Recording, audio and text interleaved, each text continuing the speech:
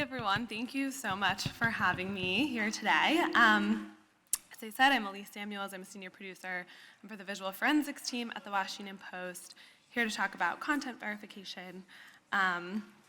Just a little bit more about who we are as a team. We're visual reporters that work with many others across the Washington Post newsroom to use visual evidence, open source research, which for those of you who don't know is essentially any public source online, anything that you can find on the internet, as well as traditional investigative methods to make documentary pieces and multimedia pages focused on accountability and investigative reporting.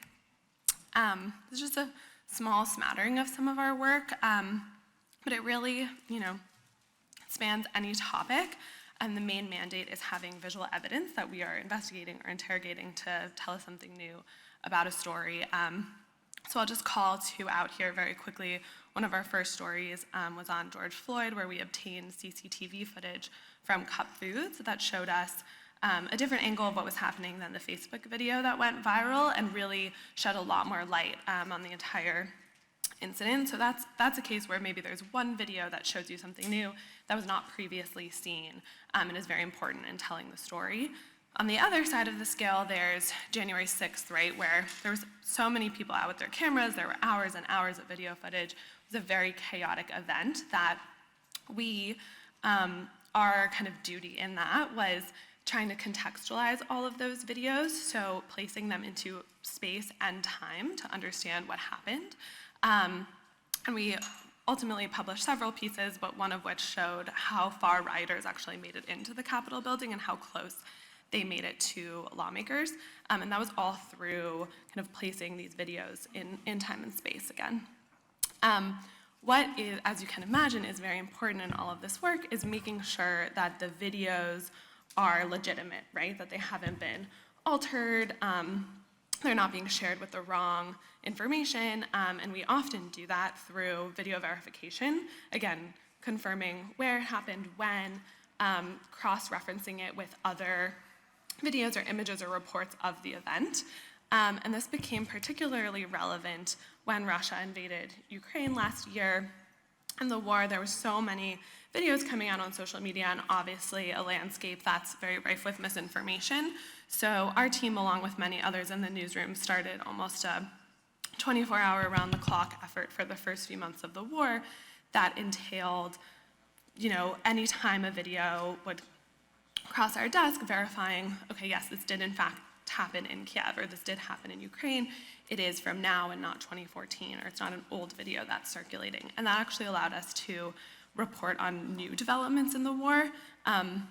The way that we track this, you'll see on the top left, is through an Excel spreadsheet where we log all of the videos that we come across and are verifying. So that includes archiving them so that if they're taken down, you have the original, you have the file. And then also including information, so where it is, when it is, once we've confirmed that, and things like, was a hospital there, was there infrastructure, details of information that then in this Excel sheet can act as a repository for other reporting targets if you want to look for patterns or information about the course of the war. In this case, we ended up publishing actually this database, which you can see on the bottom left there, which was specific to Ukraine just because there was so much video content, but again, shows kind of the power of video verification in a story that is so important. How this is relevant to the campaign and all of you is obviously looking out for media, images, video, audio that could be misrepresented or manipulated.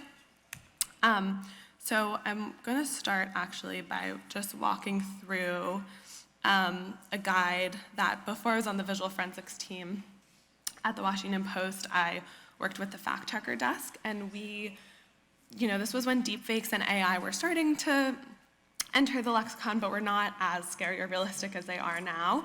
But what we realized, as you all know, is there are so much easier ways to manipulate video, right? There's so many different types in that too. So we set out to create a guide that kind of creates a vocabulary, a taxonomy, a way to talk about these different ways to manipulate video. So I'll go over them quickly. I think you've probably all come across them, but it's helpful to keep in mind maybe when you're looking for these, or when you see them cross your desk, and if you are going to be, in fact, debunking or fact-checking any of them. So the first is missing context. This is purely, someone shares a tweet or a video and it is several years old, or it's not in the place that the person alleges it to be. So just having that completely misrepresented. Second is isolation. So that might be like cutting off a clip or only sharing one part of a statement that's not giving you the full context of what was said. The next category we had is deceptive editing. So this takes a little bit more effort. It might mean, in the case of omission, that someone has edited out large portions of a video. So they might only share the beginning or end or a clip of it. It's not giving you, again, the full story. Or splicing, which is taking two completely separate videos and putting them together. So maybe in the case of a candidate, right, it could be in an interview, and someone asks a question and then the answer in real life was different, but they throw in a different clip there that's changing it.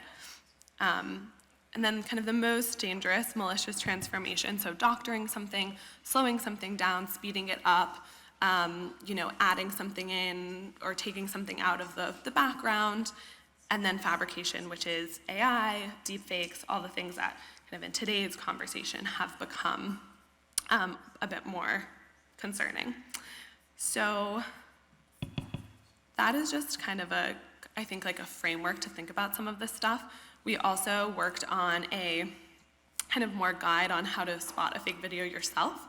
So when you do come across these things, I like to say it really comes down to the basics of what you all do every day in your reporting. It's asking yourself, who is posting this material?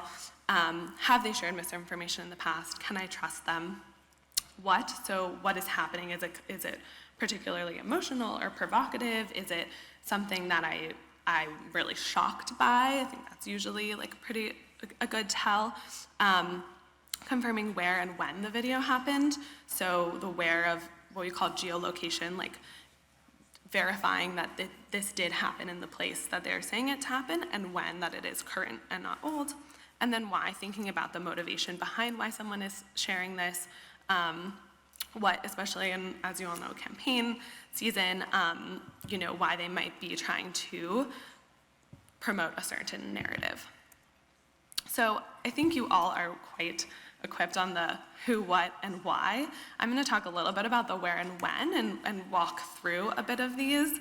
And this might be a little bit more workshop-esque, so pardon my moving around. But geolocation, like I said, can get quite technical. It can be really difficult sometimes if you don't have great imagery to compare it to, but it's basically taking your image or video in question. So in this case, I just chose something about University of Chicago because we're here. It's this tweet on the left that a professor said they're joining the Harris School, and it's comparing that to something reliable. So that could be Google Earth. It could be a photo or video from a reliable news organization, or AP, Reuters, Getty, C-SPAN, stuff like that. And it's trying to match up landmarks in what you're seeing to confirm, okay, yes, this is in fact where it happened, and I'm not seeing any strange modifications or things that are missing, or weird things going on in the background. So in this case, I just looked up the Harris School of Public Policy in Google Earth.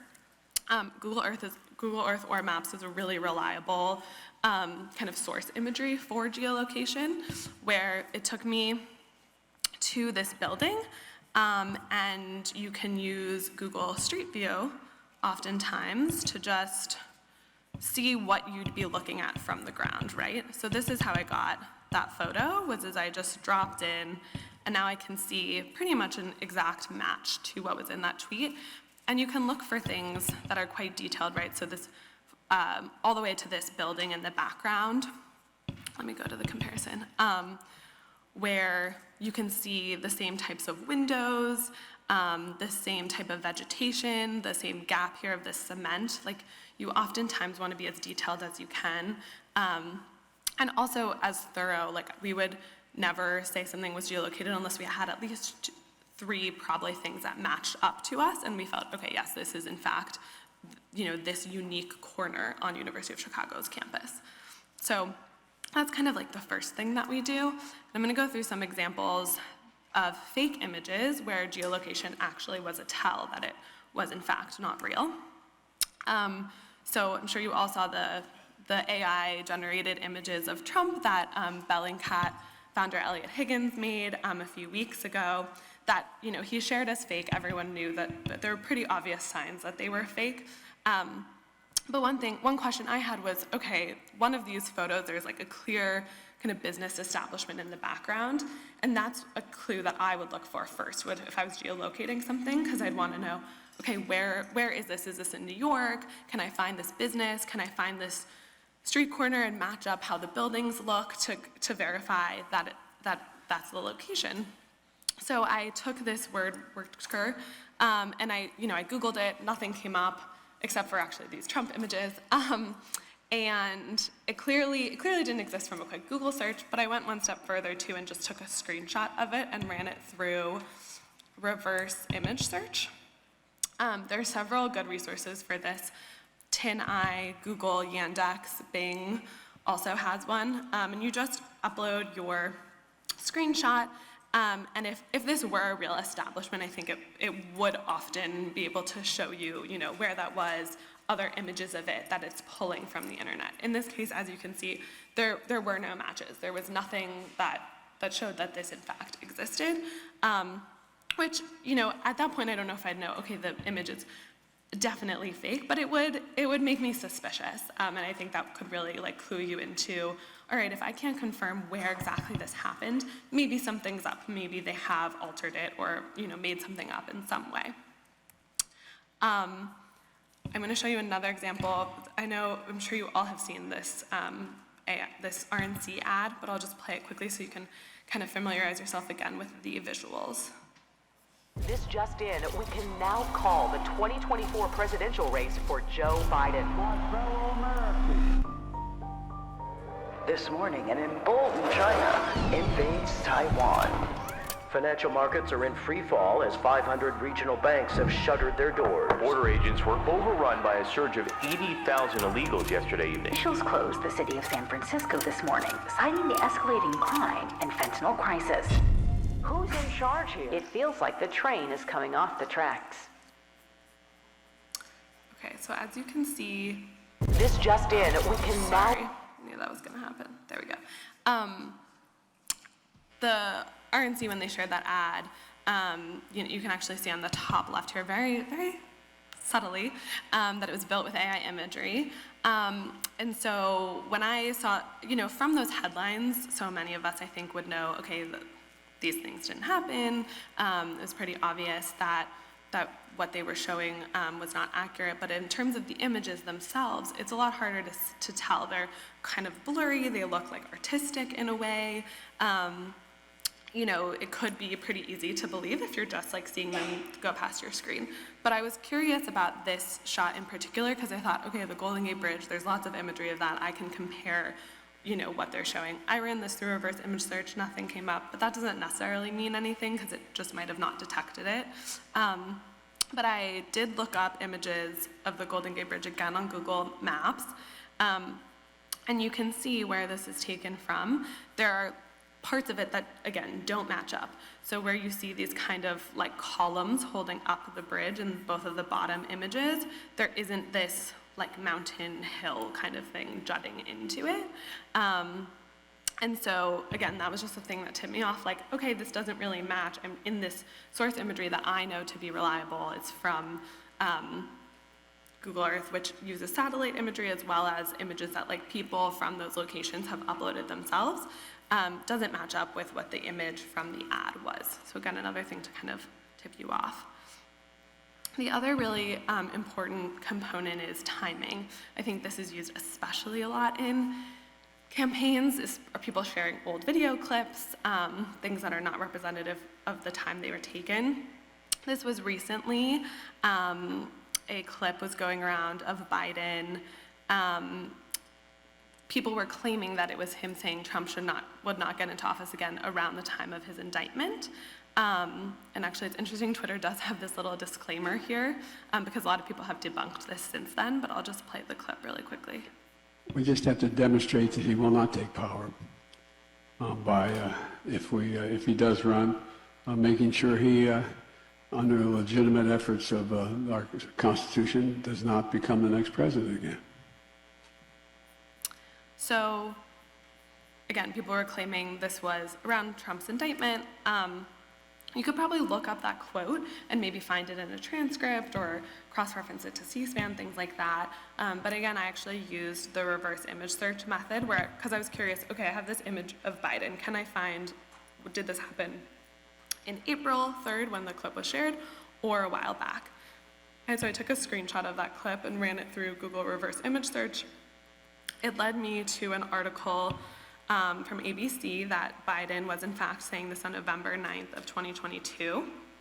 So it's from several months ago. It had nothing to do with indictment. I can see here that the video matches, like he's wearing the same tie, the background is the same. But again, I just wanted kind of another level of verification. So I actually looked, I don't know how many of you use FactBase. It's a really helpful resource for tracking like what candidates have said.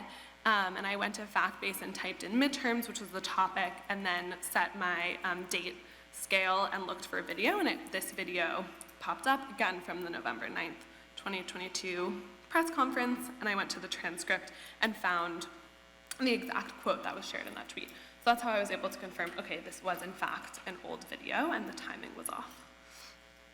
The other thing I will say, which what I just showed you kind of in that example, which I'm sure you all do, but you know, think of video, images, and audio as you would any human source, right? Like you wouldn't necessarily write a story on one source alone. You'd have to have multiple.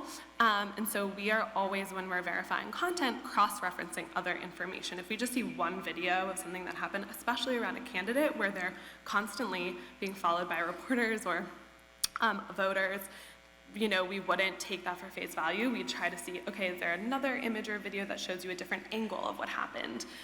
So then you can confirm, okay, these are two separate sources confirming the same thing. And again, we rely on sources that we trust. So that could be full report for Biden or wires, photos, video, reports from other trusted news organizations or reporters, as well as user-generated content. Let's say a candidate is, you know, out on the street and there's not a bunch of media following them, but something crazy happens. It's likely people are going to be filming that on their phones. It's pretty unlikely that there would only be one source of video or image for that event. This is just an example of showing you like in imagery, right? If Gavin Newsom visited this lake basin, and you can see I just Googled it really quickly, and in the images that showed up, he's in the same outfit, the background is the same, the people he's with match up. So it's an example of how if you see something and you're like, oh, I'm not really sure about this, you can cross-reference it with other sources of media of the same event to know, okay, has this been manipulated or is this legitimate? He's wearing the same thing, the background is the same, all of that kind of, you know, comparing the different visual cues. I only have a few minutes left, but I'm just gonna, I think most of you all know this, but there are some, kind of to my point about what might be off in a photo or something that you're suspicious of. There are several different abnormalities that you can look for in an image that might be fake. So again, to go back to the Trump examples, there are things like people only have 4 fingers or 6 fingers. You always can look at those. Weird things happening in like the foreground, like you can see legs and arms enmeshed, right? Like things that just don't look correct or normal to our eyes. In this case, their eye line and vision is not looking at Trump, it's looking past him, which to me, like that wouldn't make sense, right? If they're going after him, it looks like they're just kind of running together. So, you know, being really scrutinizing, this isn't as obvious as something as like bizarre as this, but making sure you're looking at the image and what someone is trying to tell you about it to see, does this match up or are there things that seem off to me? Same here in this one, a little bit more close. There's, several strange finger things happening, the weird thing in this guy's mouth. And then this is like much more subtle, but you can see these like hairs off of the person's face. So that's another thing that's like quite abnormal, typically still in these AI images. The main takeaway is to do what you do best, like be reporters and really scrutinize any image or video that you're coming across. These hopefully were some like tangible skills and tools that you can take in verifying content, but I think a lot of it is just kind of practicing your reporter instincts of having skepticism, vetting something the same way that you would any sort of source. Just because it happened in a video or image doesn't mean you can necessarily 100% trust it.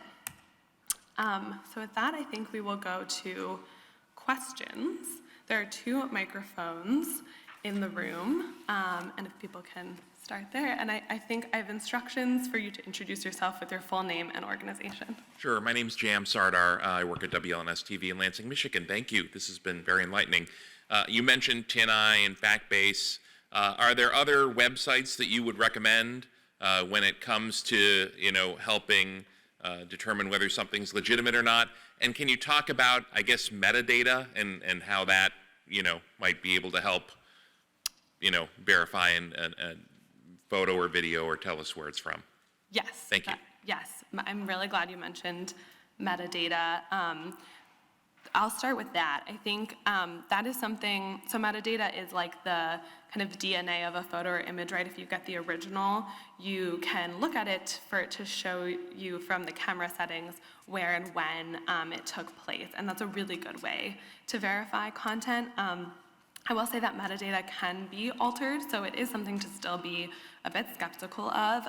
And why I had not focused on it so much here is that the metadata is ripped from any media that's posted onto social media. So you often will, if someone tweets something or even sends it to you via WhatsApp, it won't contain that information anymore. So while metadata would be great if that actually was embedded in every image or video, it doesn't often happen. But what I will say is if you are speaking with sources, or let's say, you are able to get in touch with the person who filmed the original video of that crazy thing that some candidate did on the street, right? If you can get them to send you the original file, either over email or in a Google Drive or via text, that would be a really good way for you to confirm, okay, I have now this original source from the person who filmed it, and you could interview them, of course, and ask what they saw and what their experience was, but then too, that the piece of media you have is legitimate. There are a few different tools. So for metadata, InVid is a good kind of toolbox. It's a plugin that you can use that you upload the photo or video to, and then I think the other one is Info, or it might be Mediaverse. I'll get the actual name for you and give it to you. But yeah, metadata is a great thing to rely on. InVid similarly has a feature where you can pull out screen grabs and reverse image search those. So that is another helpful resource. It kind of has several things in its toolbox in addition to TinEye, Yandex, Bing, and Google that I mentioned. In terms of, and I think this was part of your question, like a tool, we don't right now have a free, very reliable tool to detect like AI or deepfakes. I think that in academia, there's a lot of great advancements in this, and professors kind of working maybe on something that like reporters could ultimately use. But I don't use anything right now where I like plug in a video and it tells me if it's true or not. I kind of rely on these more manual methods, but I do think that those will start coming up, especially as advancements in AI and deepfake technology move forward, and I think are really would be very important in the kind of upcoming election. Yeah, we'll go over here. Yes. Hi, good morning. My name's Josh Kane. I'm a reporter with the San Francisco Standard. In San Francisco, there's a lot of AI companies that have sprouted out, and local officials are kind of viewing the companies as part of the economic recovery of the city. I was curious, when it comes to the Biden video, for example, showing the Golden Gate Bridge, is there a way that your team is able to source the companies or people that create these videos? And also, I was just curious how the Washington Post talks about internally the way that AI videos can be weaponized politically.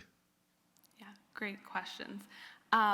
Personally, I have not yet delved into like tracing back the images yet to that company. I think there are some that are quite well known, right?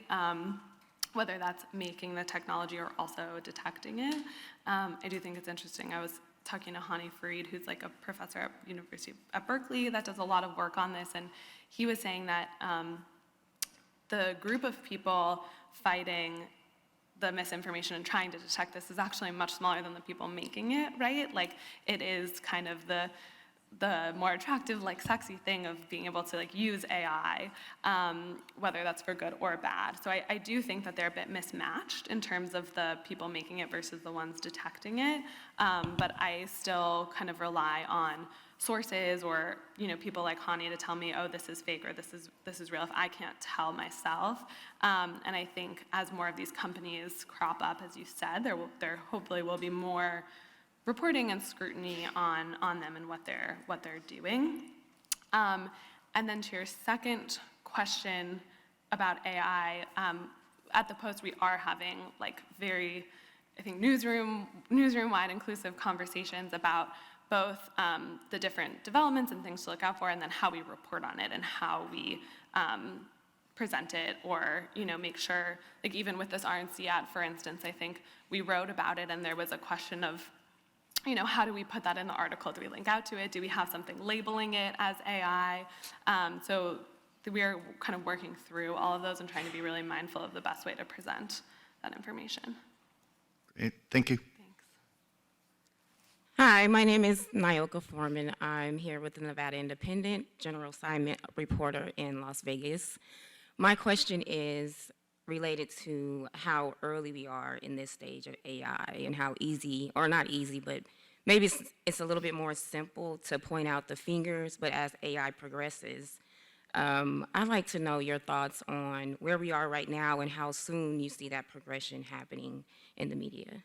Yeah, so I want to say that I'm probably not the foremost expert on like the deepfake technology, but what I do know from, for instance, when we made that guide to manipulated video, that was in 2019, so 4 years ago now, and at that point, the professors and, you know, kind of experts in this field who we were talking to were not that concerned about deepfakes. They're much more concerned about, you know, what we call cheap fakes, or those other ways that I went through how you can manipulate video, because it's so much easier to do. Why wouldn't someone just share that instead? So at the time, I think there was not as much concern, whereas now, 4 years later, I think the technology really has advanced. And with, you know, ChatGPT, even the past just several weeks of kind of the examples I showed of Trump or the RNC ad, I think there is a larger fear. When I was talking to, again, Hani the other day, he said, like, you know, I feel we have arrived. I feel we are now at a moment where we're going to have to be much more careful and rigorous about this because of the advancements, right? Like before, if a deepfake was shared, I think everyone could kind of tell the audio was off or their face wasn't moving. It was so much easier to see that it was fabricated, whereas now, if they're much more realistic, you have to be a bit more kind of judicious in maybe using some of these verification things I talked through, whether that's like confirming the location, time, and cross-referencing other sources, or looking more closely at are their eyes not moving in the right place? Like, is there weird hair growth? Are there these things that are much more subtle but are still there that show that an image is in fact fake? So I don't want to be alarmist, but I do think, to answer your question, we're in a very different place than we were several years ago. All right, thank you. Yeah. And we'll go over here. Hi, my name is Utsav Gandhi. I'm with ProMarket, a publication here at the business school. You briefly mentioned the fact check by Twitter. I think it's got programs called Birdwatch. I'm wondering if you can talk more broadly about any partnerships with platforms generally, both for reactive and proactive purposes on content verification. Yes. So I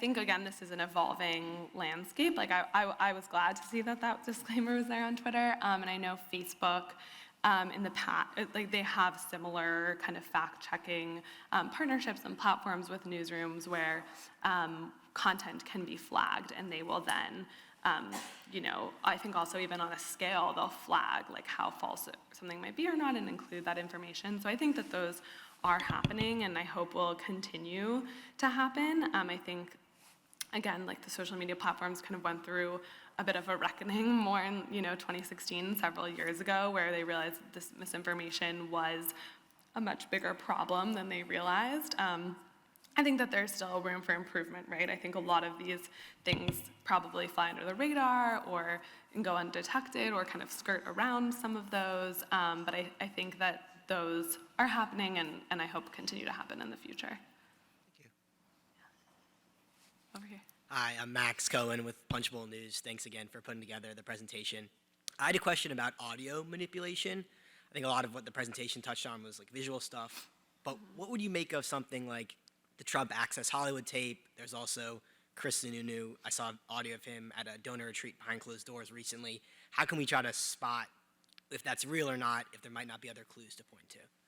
Yeah, so audio is really difficult for those reasons that you mentioned, and I also think that the, you know, the technology in doing it is easier because you're only manipulating that one part of it. It's not like audio and visual, and I think someone was just telling me about a program, I'm forgetting the name, the other day, where it can basically like clone someone's voice. So that is a real possibility. I think, again, you have to be skeptical of that audio and try to source it in as many ways as you can. So I think the Access Hollywood tape is a really good example. Like, as much as people are saying things, as much fear there are about people saying that things are fake, and could go the other way, where if something is real and people are claiming that might not have happened, using methods to verify it and show that it was in fact real is equally as important. So I would say, you know, as much as you can, confirming that audio, whether it's with another source in the room, someone else who heard it, being able to kind of triangulate or cross-reference other pieces of information. And I imagine there will be audio detection tools as well that might be able to say, okay, this doesn't sound quite right. This isn't an exact match. This is again about video, but I recently learned of this program with Intel where they actually, from a video, monitor someone's like blood levels and like things that make us human. It's called, there's like a technical term for it, but it's called PPG, where they're basically showing like that I am real, my heart is beating, and I have like blood going to my face through the video. And that's how, and it's like a 96% accuracy according to Intel, that they determine if it's fake or real. And so I imagine there could be something similar to audio that, again, you're not looking at the visual components, but you're able to see like if this person's, for instance, their expressions or like their contonations, the way that they maybe speak. Another, again, in academia, but another detection method for candidates specifically is observing what they call behavioral models. So that might be like the way that Obama like says something, right? Like the intonation in his voice or the way that he moves, his like facial and hand gestures. So I imagine they could do something similar to that with audio, and hopefully there will be some help in that area as well. Over here again. Hi, I'm Colin from IndyStar. The previous question kind of touched on this, but with the prevalence of deep fakes, I can see it'll become a problem with more people questioning credible news recordings or images, especially those that are incriminating, like the Oklahoma sheriff's secret recording. Do you envision that news organizations and journalists will have to somehow step up the bulwarks or the ways that we prove our credibility going forward, and how do you suggest people do that? Yeah, I think it's a really good question. I'm glad that you both asked about how to prove like the provenance of something, right? How to say, no, like this is in fact legitimate. And I think, again, it kind of goes back to my last slide that I think I would encourage you all do it in the same way that you treat all of your other reporting, right? Like people trust you as the ones going out into these communities and talking to folks, having multiple sources that confirm things for you, diligently fact-checking, right? Like I think about that is so important in terms of a reporter and organization's like reputation. So I think it's about continuing to build on that trust in the way that we report on anything that now just might apply more to images and videos and audio to say, and to explain our work too, right? Maybe pull back the curtain a bit to say, here are the 5 data points that I know this image is true, and that here is the ways in which you can see it in other angles or other people have confirmed it to kind of show that confirmation. I think we are wrapping up on time. I made it down to the wire, so thank you all. I think there's lunch. Yes, thank you so much, Elyse. That was a fantastic workshop. We are going to take just under an hour lunch break, filing break, hit break, whatever you've got to do. We'll be back in here in 50 minutes, 5:00 to continue with the program. So thank you very much.